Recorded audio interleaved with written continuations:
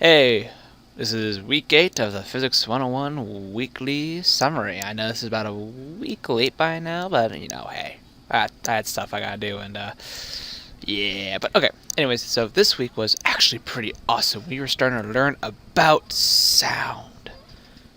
Or, well, actually, the first thing we did was actually a pendulum activity before we moved on to sound at Thursday.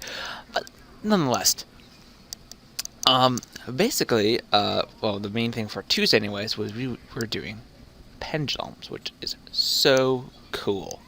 Like, really cool. Before I get into that, let's start off with the discussions we had. Engage me or enrage me. Now, what I can remember from this, if I can find my post. Here we are.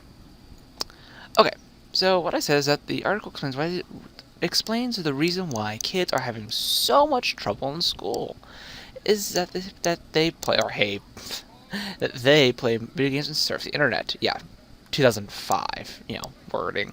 Um, while that may be true today, this article was written in 2005, so the information and stuff is a lot older, and the kids in 2005 are like 16, not 16 years old. They're a little younger, but like the kids who they were pointing to back then, are like, young adults now, or well, hell, even adults. But I digress. The reason basically is saying that, um, actually, hold on. Oh, I just realized the one on the reply. Okay, before we go on the replies, um, basically I said that just because tech back then was irrelevant was that doesn't mean that we can't use it today. And because the way we just still teach and not we use the same old textbooks from 1994. I'm joking, by the way, about the date. It's probably like 1996, but but anyways, we use old ways, and that just doesn't cling to kids like it does, like the good old, like with like electronic information, like doing stuff with tech, that we can make kids learn a lot easier.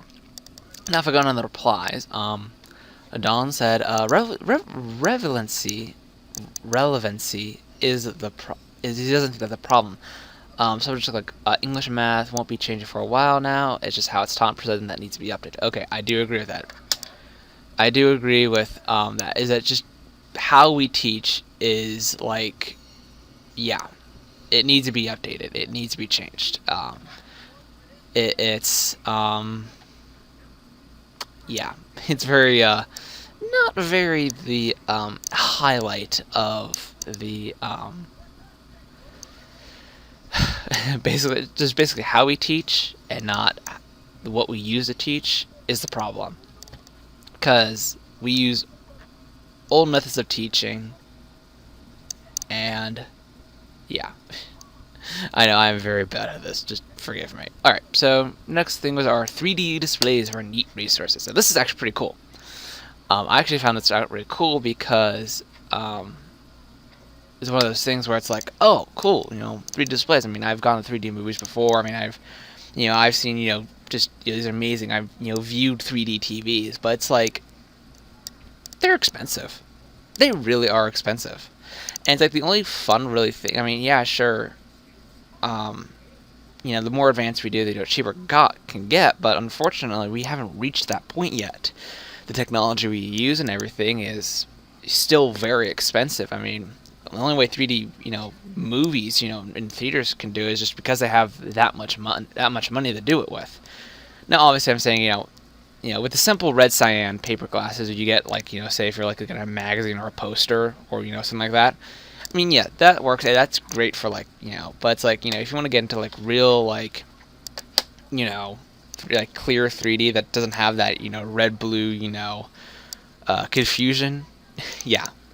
But other than that, I mean, hey, this is just really cool, and I love, this. I mean, if we can make it cheaper and more affordable for that, and make it, in a way that everybody can use it, then yeah. But unfortunately, we haven't reached that point yet.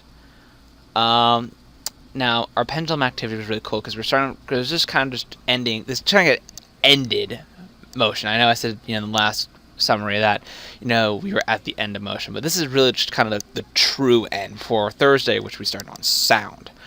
Basically, with this, it just kind of reinforced basically just how a pendulum works and how motion and weight and stuff can affect intervals of timing and stuff. This is really cool, and also we did a lab report on this. Now I don't know if I can.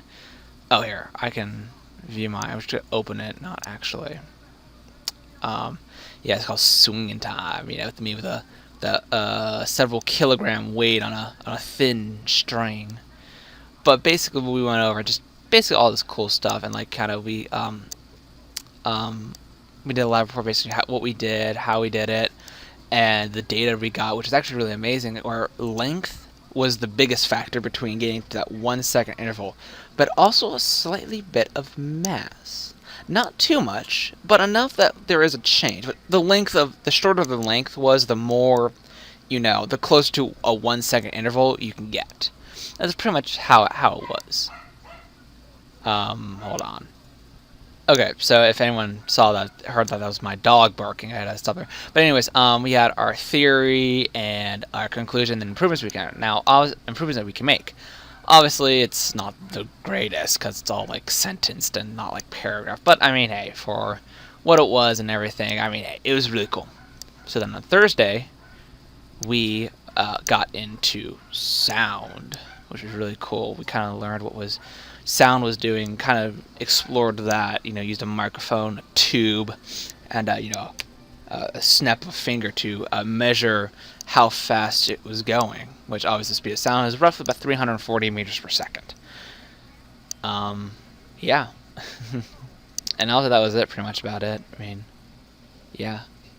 So, see you in the week 9 summary, y'all. Bye.